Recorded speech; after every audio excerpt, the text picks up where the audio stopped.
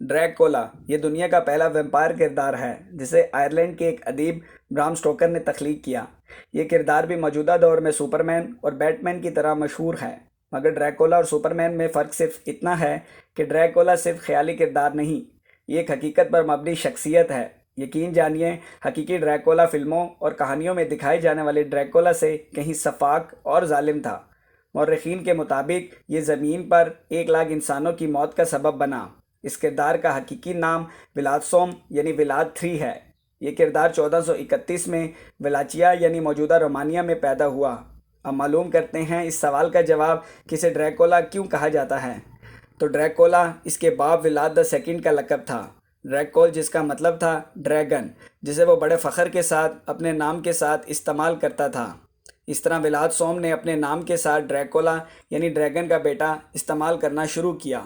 اس کا باپ ولاد the second ولاچیا یعنی موجودہ رومانیہ کا ایک حاکم تھا، جسے سلطنت عثمانیہ کے سلطان مراد ثانی نے بغاوت کے الزام میں ایڈرینا طلب کیا۔ اسے دوبارہ ولاچیا کے حکمران کے عہدے پر فائز تو کر دیا گیا، مگر اس کے 2 بیٹے، جن میں سے ایک کا نام ولادسم دوسرے کا نام رادو تھا، ترکی میں ہی روک لیے گئے۔ اس کا مقصد ولاچیا کے نئے حکمرانوں کو تعلیم و تربیت دینا تھا، سو یہاں ان کی تربیت کا عمل شروع ہو گیا۔ انہیں طرز حکمرانی سے لے کر میدان جنگ تک کے امور میں مہارت دی گئی۔ کچھ مورخین کے مطابق سلطان محمد فاتح اور ڈریکولا نے ایک ساتھ تربیت مکمل کی۔ چھوٹے بھائی رادو پر اپنے مسلمان استادوں اور دوستوں کا ایسا اثر ہوا کہ وہ مسلمان ہو گیا، جبکہ ولادسوم یعنی ڈریکولا اپنے دین پر ہی قائم رہا۔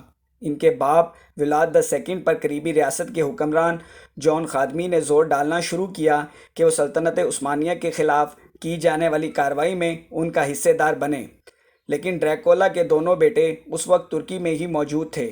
وہ کیسے سلطنت عثمانیہ کے خلاف بغاوت کر سکتا تھا؟ اس لیے جون خادمی نے ولاد سیکنڈ کے کزن کو ساتھ ملا کر ولاچیا پر حملہ کر دیا اور ولاد دا سیکنڈ یعنی ڈریکولا کے باپ کو قتل کر دیا گیا۔ اس کے بعد سلطنت عثمانیہ نے ولاد سوم یعنی ڈریکولا کو عثمانی فوج کے ہمراہ ٹینسلوینیا روانہ کیا، جہاں اس نے اپنے چچا اور اپنے بھائی کے قاتل جون ہنڈائی کو شکست دی اور خود ٹینسلوینیا اور ولاچیا کا بادشاہ بن گیا۔ بادشاہ بننے کے بعد اس نے ٹینسلوینیا کے ان لوگوں کی سرکوبی کی جو اس کے دشمنوں کی مدد کرتے رہے تھے۔ یہاں اس نے ظلم و بربریت کی وہ داستانیں قائم کی جنہیں انسان یاد کر کے کام جاتا ہے۔ یہاں وہ ولایت دا ایمپائل کے نام سے مشہور ہوا۔ ایمپائل کا مطلب کسی جاندار کو سیخ میں پرونا۔ یہ لوگوں کو مار کر نیزے میں پرو دیا کرتا۔ اسے لوگوں کو تکلیفیں دینے میں بہت مزہ آتا۔ یہ تکلیفیں ایسی ہیں کہ انہیں نہ ہی بیان کیا جائے تو بہتر ہے۔ بس اتنا کہیں گے کہ اپنے دوستوں کے خون میں روٹی بھگو کر کھانے سے بھی نہیں کتراتا تھا۔ اس نے اپنے دور حکومت میں اپنی جنگی صلاحیت میں اضافہ کیا اور ملک میں خوب جنگی قلعے بنوائے، کیونکہ وہ ہنگری کی حکومت کے ساتھ مل کر سلطنت عثمانیہ کے خلاف لڑنے کے خواب دیکھنے لگا تھا۔ اس مقصد کے لیے اس نے کیتھولک چرچ میں ایک خط لکھا کہ عثمانی سلطنت کے خلاف ایک صلیبی جنگ کا آغاز کریں، اور ہنگری کے بادشاہ کے ساتھ مل کر سلطنت عثمانیہ کے خلاف منصوبے بنانے لگا۔ اس نے لگاتار 3 سال تک عثمانی سلطنت کو ٹیکس نہ دیا اور سلطنت عثمانیہ میں گھس کر ہزاروں عورتوں اور بچوں کا وحشیانہ قتل کیا اور ان کی لاشوں کو نیزے میں پرو کر زمین میں گاڑ دیا۔ اس پر سلطان محمد فاتح نے اپنا ایک وفد اس کے دربار میں بھیجا اور اسے قسطنطنیہ حاضر ہونے کا حکم دیا۔ ولاد سوم یعنی ڈریکولا نے اس وفد کے تمام لوگوں کو اذیت دے کر مروا دیا، اور جب سلطان محمد فاتح کو یہ سب باتیں معلوم ہوئی تو اس نے 1,50,000 سپاہیوں پر مشتمل ایک لشکر جرار تشکیل دیا۔ یہ سلطان محمد فاتح کی قسطنطنیہ کی فتح کے بعد دوسری بڑی جنگی مہم تھی۔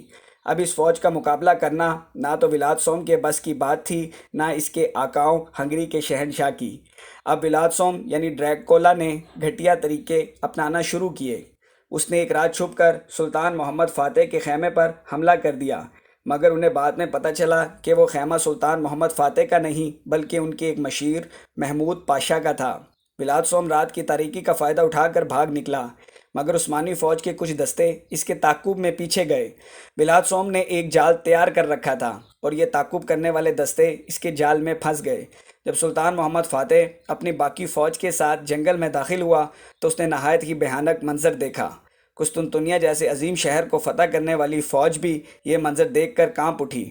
ڈریکولا نے ان کی لاشوں سے اس جنگل کو بھر دیا تھا۔ اس نے ہر درخت میں ایک سپاہی کو پرو دیا تھا۔ اب سلطان محمد فاتح ولاد سوم کی چال سمجھ چکا تھا۔ اس نے ایک نئی حکمت عملی تیار کی اور ڈریکولا کے چھوٹے بھائی رادو کو آگے کر کے ٹینسلوینیا اور ولاچیا کے 62 لوگوں کو اپنی طرف کرنے لگا۔ اس میں سلطان کو بہت زیادہ کامیابی ملی۔ اس حکمت عملی سے ڈریکولا کا اس علاقے میں چھپنا محال ہو گیا۔ مجبوراً اسے اپنے ساتھیوں کے ساتھ ہنگری میں پناہ لینی پڑی اور رادو کو بادشاہ بنا دیا گیا۔ ہنگری کے بادشاہ نے ولاد سوم کے ساتھ وہی سلوک کیا جو تاریخ میں ہر غدار کے ساتھ کیا جاتا ہے۔ اس نے ڈریکولا کو قید کر دیا کیونکہ وہ اس کی براہ راست مدد کر کے سلطنت عثمانیہ سے جنگ مول نہیں لینا چاہتا تھا۔ اس گرفتاری کو ثابت کرنے کے لیے اس نے چرچ کو چند جھوٹے خط بھی دکھائے کہ جس میں ولاد سوم یعنی ڈریکولا عثمانی سلطنت کے ساتھ مل کر ہنگری کی حکومت کے خلاف سازشیں کر رہا تھا، لیکن حقیقت اس کے برعکس تھی۔ یہاں ولاد سوم یعنی ڈریکولا تقریباً 13 سال قید میں رہا۔